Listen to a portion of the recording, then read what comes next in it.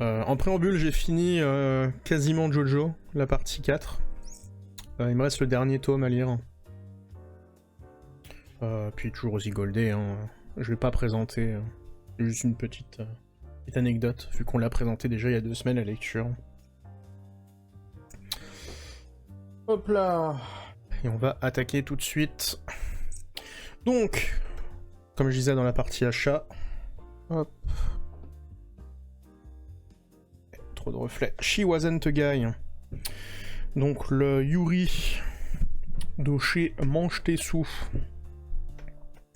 Alors déjà, en préambule, je tiens à signaler, on va aller voir, Man 08. Merde. Perdu. Man 08.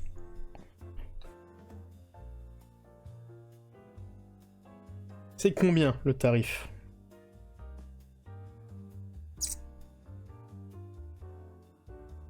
Ouais, c'est bien ce qui me semblait. Messieurs de chez Mangetsu, et mesdames, vous êtes des charlatans. Il faut le dire. Pourquoi vous êtes des charlatans? Parce qu'un putain de tome... de She Wasn't a Guy, qui a un papier super épais, bichromie, sur toutes les putains de pages, et qui pour le coup est assez épais. Bande de charlatans. Ah, j'ai trop de manga. Vous le faites aussi cher que Ice Guy Cool Girl, qui certes a une jolie petite couverture avec des paillettes, mais on s'en fout de votre putain de couverture avec des paillettes. Votre putain de manga il est en noir et blanc, papier cul, vous le vendez au même prix que ça qui est goldé. Vous êtes des putains de charlatans. Et en plus, vous arrivez à dire « Oh, Ice Guy Cool Girl, ça se vend pas, on va le mettre peut-être plus cher. » C'était il y a longtemps maintenant, parce que la série a été annoncée en animé et a un petit peu mieux marché apparemment, puisqu'ils n'ont pas mis leurs menaces à exécution. Mais putain que ça fait chier de payer 10 balles pour ça, quand pour le même prix, chez le même éditeur, t'as ça, quoi. C'est dégueulasse. Je trouve ça vraiment dégueulasse. Là, pour le coup, ça me frustre. Pourquoi Ice Guy Cool Girl est à ce prix-là, quand She Wasn't a Guy a le même prix sur quelque chose qui a, je suis quasi sûr, coûté bien plus cher à faire. Voilà, c'était un gros coup de gueule, pour le coup, sur la politique tarifaire de Mange tes sous. Vraiment, je comprends pas. Je comprends pas cette politique tarifaire. Je sais que ça marche en gris, etc., que tu n'as le droit d'éditer tes prix qu'une fois par an, rajouter des catégories, etc., et que sur un même titre, t'as pas le droit, sur un an, il me semble, alors de modifier son prix, en tourloupe, tu peux le changer de catégorie, mais ça, je veux bien payer ça 10 balles tous les jours, y a aucun souci. Mais le Ice Guy Cool Girl, pourquoi c'est le même prix, quoi, mais indécent. Coup de gueule à part, She Wasn't a Guy. Donc, comme d'habitude, je connais pas le nom des personnages. Donc, Aya, une jeune lycéenne populaire, tombe sous le charme d'un mystérieux disquaire. Leur passion commune pour le rock les rapproche de plus en plus, mais derrière le masque du disquaire mystérieux et charismatique se cache en réalité Mitsuki, une camarade de classe d'Aya, d'habitude très discrète. Comment cet amour improbable va-t-il évoluer ? Et Aya va-t-elle accepter de tomber amoureux d'une fille ? Que j'en ai pensé de She Wasn't a Guy. Alors, je vais tout de suite mettre un bémol, un peu sur la hype qu'il y a sur ce manga. Tout le monde parle sur les réseaux, sur les critiques, etc. de « Oh, c'est incroyable, l'histoire, elle est cool, elle est originale. » Non, c'est du vu et du revu.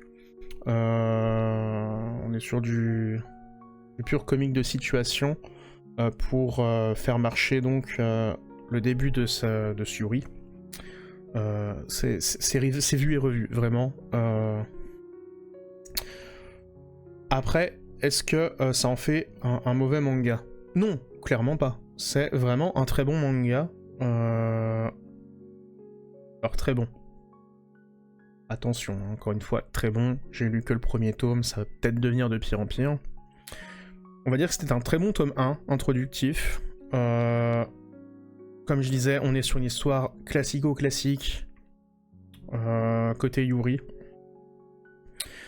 Le dessin, comme était souligné dans le chat, ça fait très webtoon en termes de traits, assez coréen. Je suis d'accord avec Coconut. Hop là. Comme je disais, c'est une parution Twitter à la base. Donc on sent qu'il y a ce côté assez épisodique des histoires, des chapitres. La bichromie, vraiment, elle est vraiment top. Ça, pour le coup, c'est assez original d'avoir une bichromie complète. Sortir comme ça, dans un format... Enfin, dans un manga, pour le coup. Même si finalement, c'est pas prépublié dans un magazine. Les personnages sont tous attachants, leurs comportements sont tous très bien déjà détaillés sur ce premier tome. C'est un tome introductif pour le coup, on n'est pas encore rentré vraiment dans une relation amoureuse. Que dire de plus? Les personnages sont assez stéréotypés, donc on a vraiment l'intello qui a du mal à s'intégrer, qui veut pas attirer l'attention, et la Gyaru qui a beaucoup d'amis, mais qui a pas la même passion que ses autres amis, et cette passion elle veut pas trop la partager avec ses amis qui vont pas comprendre de toute façon. Et encore, là où je trouve qu'il y a une petite originalité, c'est qu'il y a quand même cet aspect où l'une des amies va se rendre compte au final de la passion de la Gyaru, et commencer à s'immiscer dans son monde sans rien comprendre. C'est vraiment le climax du dernier chapitre. J'attends la suite avec impatience. Je m'attendais à plus au vu de la hype. Que pour rappel, le tome 1 est tombé en rupture de stock. Moi notamment, j'ai eu la réimpression. À voir la suite. Si vous êtes fan de Yuri, ça va pas vous changer de ce que vous lisez. C'est pas la lecture de l'année, je pense, pour vous. Il faudra plus être du côté anglais, je pense, pour avoir des meilleurs recos. Même si ceci dit, le public anglais l'attend beaucoup, parce qu'il y a déjà eu des events sur la pré-vente, il me semble. Et là, j'ai vu dans la journée que il était commandable en ligne, ou une préco, enfin bref. Donc il est quand même très attendu côté anglais également. À raison, quand même, au vu du style graphique, qui, je pense, on va surtout retenir le manga pour ça, plus que par son histoire, de mon jugement du premier tome. Voilà. Rien à dire de plus sur Shiwanen de Guy. Quand même plaisir à lire. Voilà. On va le remettre ici.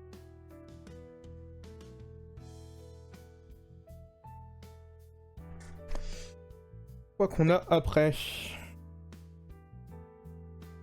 Alors pour rester pour le coup dans la romance homosexuelle, ouf, on a Color Collection. Je vais un peu redescendre. Color Collection. Alors là pareil, Color Collection, c'est pas entièrement safe. Hop là. C'est pas entièrement safe, pourquoi? Parce que y a des fesses. Attention, c'est mal les fesses. Pour le coup, on est sur un yaoi. Sur un yaoi composé, alors de souvenir, c'est 5 chapitres. Où on va avoir alors, c'est pas des couples, c'est des formations de couples différents. Ça se passe dans aux Beaux-Arts japonais, en gros, pour résumer.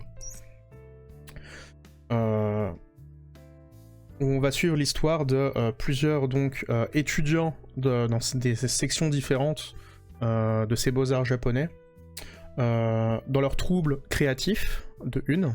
C'est vraiment un manga entièrement centré sur l'art, mais sur comment l'art en fait peut rapprocher des personnes. Et là, dans ce cas-là, donc pour des couples homosexuels. C'était vraiment très sympa pour le coup. J'ai dévoré le tome. On est sur du yaoi, mais il n'y a pas encore cette fois-ci d'histoire de viol, de domination, etc. De ce côté-là, c'est safe. On a quand même des relations sexuelles qui sont représentées, mais rien d'explicite. Si, parce qu'il y a des relations sexuelles. Il n'y a pas de sexe dessiné. Je sais que ça peut empêcher des gens de lire du yuri, du yaoi ou du hentai, ou de l'ecchi tout simplement. Les histoires sont assez diverses pour le coup, et touchent des personnes de tranches d'âge différentes. Notamment, on a un des chapitres où on suit un employé de bureau qui décide d'arrêter son travail pour reprendre les études en art et va se mettre à développer un jeu vidéo qu'il rêvait de faire en étant gosse. Et ça, il le fait en fait suite à l'impulsion d'un geste fait par un des professeurs de cette école, qui ne sait pas être professeur de cette école. Il va se rendre compte que la personne dont il est tombé amoureux, alors qu'il était en train de préparer à aller suivre ses cours pour se faire accepter aux Beaux-Arts japonais, il bosse dans un café et découvre que le mec qui vient tous les jours fumer et boire son café, en fait, et dans lequel il tombe amoureux, va être un de ses profs. Prof qui avait déjà eu une relation homosexuelle par le passé, mais qui, avec un de ses élève qui est décédé, et donc prof qui ne voulait pas du tout se remettre dans une relation, et qui va petit à petit finalement refaire une relation avec cet homme d'âge mûr, etc. On va avoir d'autres histoires avec finalement le concept de muse, avec des hommes qui sont fascinés par une autre personne, vont les prendre pour muse et vont réussir à avancer dans leur carrière et dans leurs relations, parfois compliquées.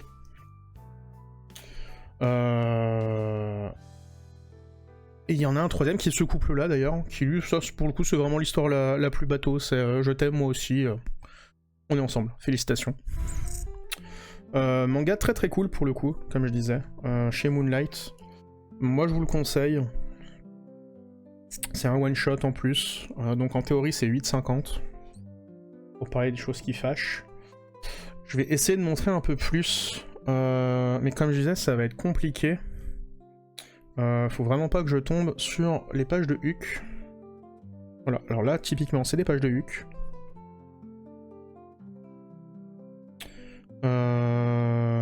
Hop là, voilà. Moi j'aime beaucoup le trait pour le coup. Je ne sais pas ce que vous en pensez. Je fais gaffe parce que je sais qu'il y a du Huck aussi au début. Hop, voilà. Donc là c'est l'histoire notamment de cet homme qui tombe finalement amoureux de la plastique de cet autre homme qui est un russe mannequin, ancien danseur qui vient poser pour lui et qu'on décrit comme parfait, enfin voilà. Vous voyez des fesses de statue. Et donc je rejoins ce que disait tout à l'heure l'une des personnes du chat.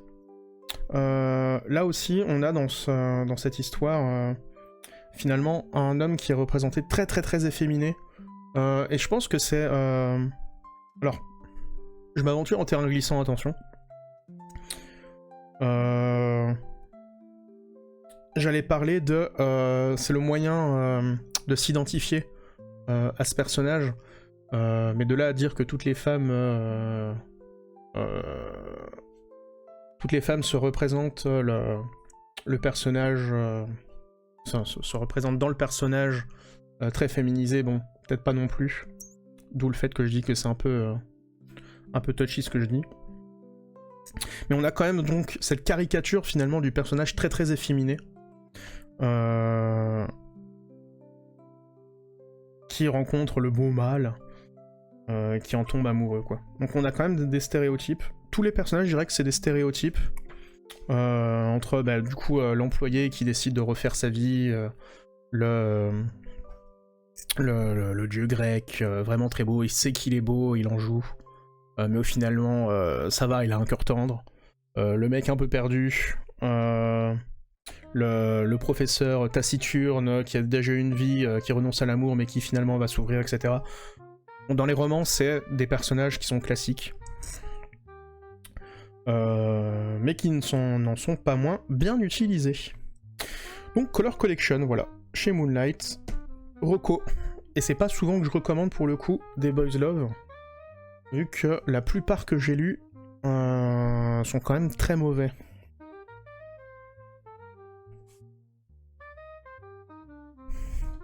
Pouf. Boshi le caillou. Hop. Bon, j'en ai parlé tout à l'heure, je vais pas vous refaire le résumé. Hop. Boshi le caillou.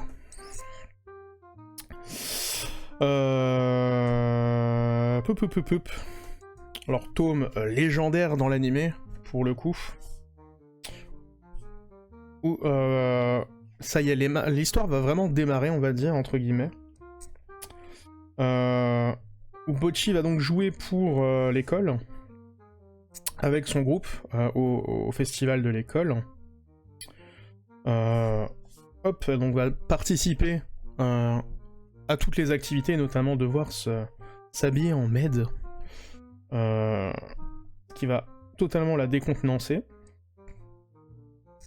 Et là où va l'histoire, finalement, c'est suite à son concert, l'un des personnages, qui est un peu le personnage running gag de la série Toujours Pourri, etc., va la pousser dans le public, elle va faire un plat. Voilà, qui est ici. Elle va faire un plat dans le public, et se ramasser au sol, voilà, et finir à l'infirmerie de l'école. Et à partir de ça, une femme qui est journaliste, entre guillemets, qui est un peu journaliste à sensation dans le monde du rock, va vouloir pondre un torchon et se dire « Oh bah tiens, il y a cette fille là dont tout le monde parle sur les réseaux qui a fait un plat, et si j'allais l'interviewer pour faire un article assez sensuel pour me foutre un peu de sa gueule ?» Et elle va découvrir le fait que Bocchi est cet espoir finalement du rock qui est sur les réseaux, chose que Bocchi n'avait pas partagée avec ses camarades. Et cette personne dans la presse va dire à ses camarades qu'elles sont toutes des ratées, qu'elles ont aucune chance dans le rock et que seul Bocchi a un avenir. Ce que l'ensemble des filles va très très mal prendre, et Bocchi décide dans un élan de courage de s'inscrire pour un énorme concours de rock et prouver à cette journaliste qu'ils ont tort. Donc c'est un peu le... On est sur le tome 2, mais c'est du coup vraiment le tome qui va faire jaillir une histoire assez importante et faire une grosse évolution sur le personnage de Bocchi, qui depuis le début est juste un personnage marrant parce qu'elle vit des situations qu'elle a pas envie de vivre et que c'est marrant de l'avoir galéré avec sa timidité, et notamment parce que voilà, on a la fameuse rêve I Am Sha, les têtes de Bocchi, les transformations quand on la montre en tant que grosse limace, ce genre de choses, les visages totalement absurdes qui jouent sur le caractère totalement désemparé de Bocchi face aux situations. Voilà, les yeux perdus, entièrement noirs, gribouillés, qu'on voit partout. Et le tome était vraiment vraiment bien pour le coup. On sent que ça va pas juste être un gag manga Yonkoma classique, et qu'on a vraiment cette histoire de fond qui se crée. Est-ce que ça va être suivi? Je sais pas. Pour être honnête, parce que moi j'ai vu que le début de l'animé. Je sais même pas où il s'arrête l'animé. Mais il me semble que là on est sur la fin de l'animé. Je sais même pas si le début de l'histoire là vraiment avec truc de concours de rock qui est abordé. Il me semble que c'est une série en 12 épisodes, et que dans les derniers épisodes on a justement le concours... le concours. On a le fait que Bocchi joue à l'école. Tome 2 je crois, ouais, à la fin de l'animé, ok. Donc je pense qu'on est là dans la fin de l'animé, et donc finalement la véritable histoire commence à la fin de ce tome 2. Et qui donc plonge vraiment l'histoire dans quelque chose de beaucoup plus sérieux que ce que l'animé et le début du manga voulaient faire transparaître. Alors peut-être que le tome 3 ça va être retour du gars comme ça et finalement oh ben non, au final elles font le truc, en fait elles gagnent pas et finalement ouais c'est des nuls. Peut-être, je sais pas du tout, je l'ai pas encore lu. Mais pour moi du coup la fin de ce tome 2 me conforte dans le fait que Bocchi est une très bonne série qui a su jouer de son aspect comique Yonkoma pour appâter le chaland, pour finalement basculer sur quelque chose de un peu plus sérieux, même si je suis persuadé qu'on continuera d'avoir des têtes de Bocchi à la con dans des situations qu'elle ne veut pas vivre. Donc très bon tome 2 pour moi, et bah hâte de lire la suite.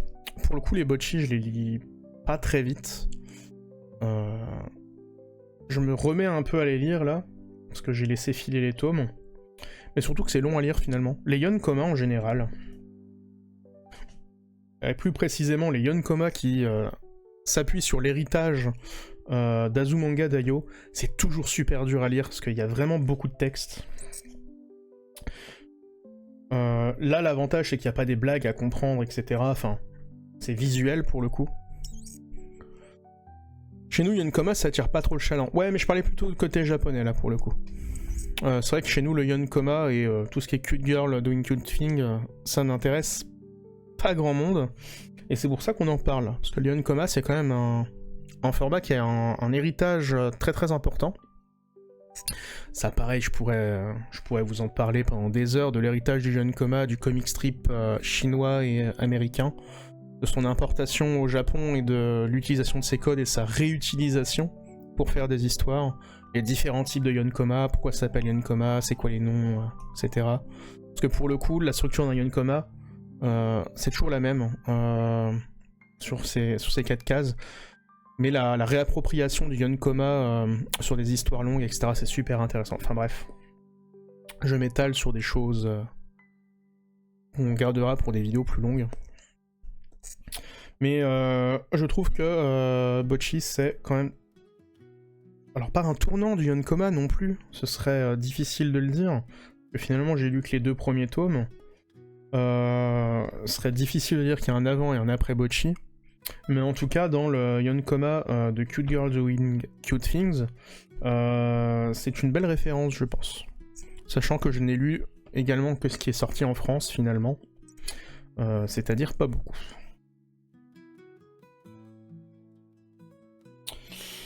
Hop, dernier tome avant la review pour ce soir.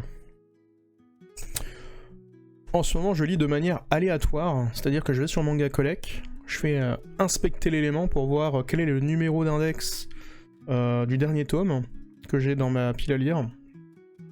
Je lance un random number generator et je prends le manga de la série que j'ai à lire. Dans mes 400 tomes de retard. Beaucoup trop. Et donc là, c'est tombé sur Bakemonogatari, le tome 15.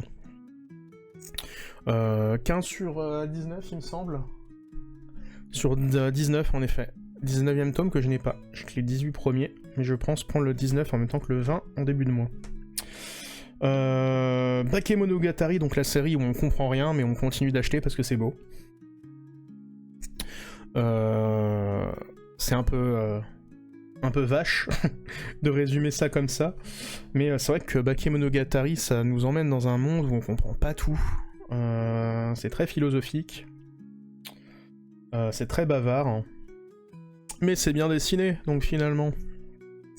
Tome qui donc finit sur le flashback de l'été du héros, qui s'appelle Koyomi. Son flashback de l'été où il s'est fait transformer en vampire, et de son combat contre... je vais juste l'appeler Kiss Shot, vous m'en voudrez pas. Et du deal...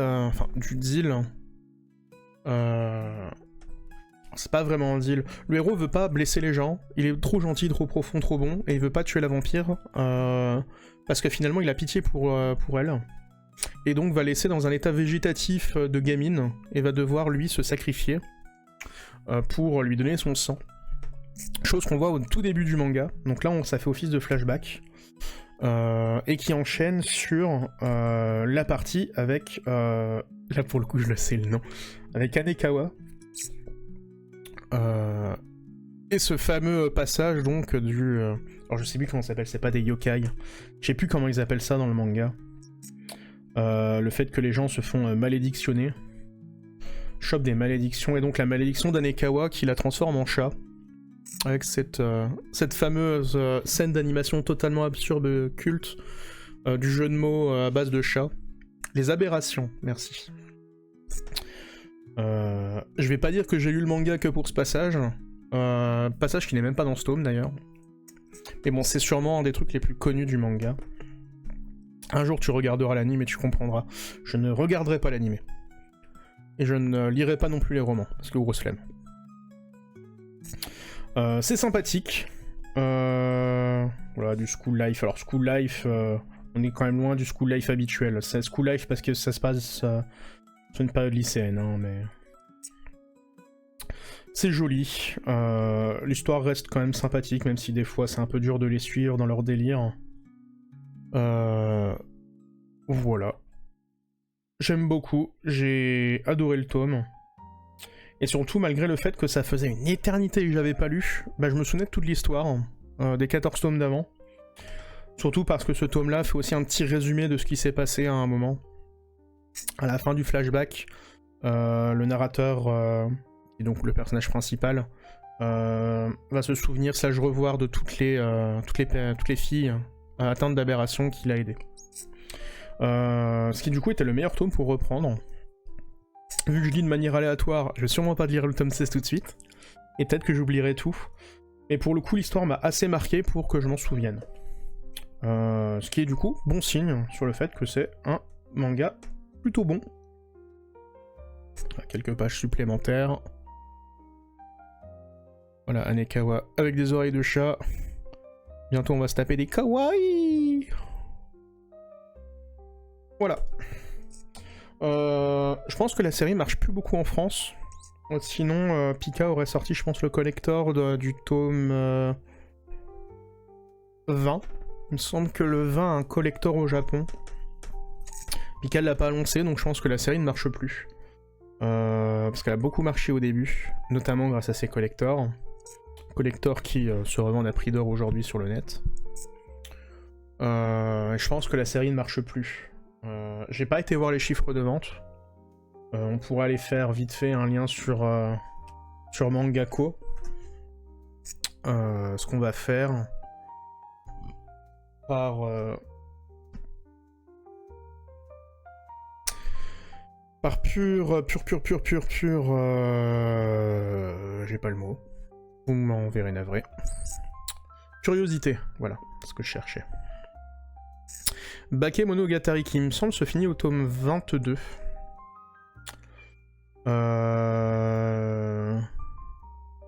Mangako, tome 18, 1652 personnes. Ce qui est pas mal finalement, pour un tome 18. Mais si on prend le tome 1, on pourrait vite fait calculer la déperdition. Le tome 1 c'est 10 000 personnes. On va plutôt le prendre le tome 2 parce qu'il n'y a pas de collector, c'est 8000 personnes. Donc un rapide calcul me fait dire que t'as 90% des personnes qui ont arrêté de le lire. Bon, ça doit quand même marcher, mais beaucoup moins. Sinon il y aurait sûrement eu ce collector. Bon voilà, c'est... peut-être que les chiffres sont très bons et que juste Pika a voulu arrêter de faire les collectors. Ça m'étonnerait quand même, vu que les collectors ça reste le bon moyen de se faire du fric. La fanbase de Monogatari est énorme en France quand même. Ouais, mais je sais pas, tu vois, ça m'étonne de... C'est vraiment cette histoire de collector, parce qu'on était vraiment sur une périodicité de un collector tous les 4 tomes. Et le fait que le tome 16 et 20 ait pas de collector, ça m'étonne. Et c'est ce qui me fait me dire que peut-être que le public n'a pas tant que ça suivi, sachant que la fanbase de Monogatari, si je ne m'abuse, elle est quand même assez vieille. Alors pas vieille dans le sens les personnes sont âgées, hein. Elle est vieille dans le sens où l'œuvre elle date, et que en général c'est les gens ils ont lu les romans en fait, la fanbase de Monogatari. Ils ont lu les romans en anglais dans la jolie box toute belle. Finalement le manga pas top quoi. Alors pas top, moins intéressant. En tout cas je sais que tous les fans de Monogatari que j'ai dans mon entourage, Alors il n'y en a pas des masses, hein, il y en a 4, qui sont des gros fans. Ils ont lu les romans en anglais. Et surtout, il me semble qu'il y a encore des romans, il me semble, qui sortent en anglais. À comparer à Pika, qui, il me semble, ils ont fait les romans Pika en français, mais qui a vraiment que le début. Enfin voilà, en tout cas, moi je sais que, autour de moi, j'ai 4 gros fans de Monogatari, et ils ont juste tout consommé en anglais, en fait. Donc peut-être pour ça. Puis finalement, bon, c'est une... Forcément, la série, elle va avoir quel âge maintenant en France 5-6 ans. C'est normal de m'en parler aussi. Après, pourquoi pas relancer la hype avec un manga, avec un manga. Avec un collector, ça aurait été cool. Je sais pas. Moi, je sais que j'ai les collectors parce que j'aime beaucoup les artworks. Ils sont vraiment top, pour le coup. Mais voilà. Bon. En tout cas, c'était une bonne lecture. Hop, on va repasser sur la suite. Ah, perdu.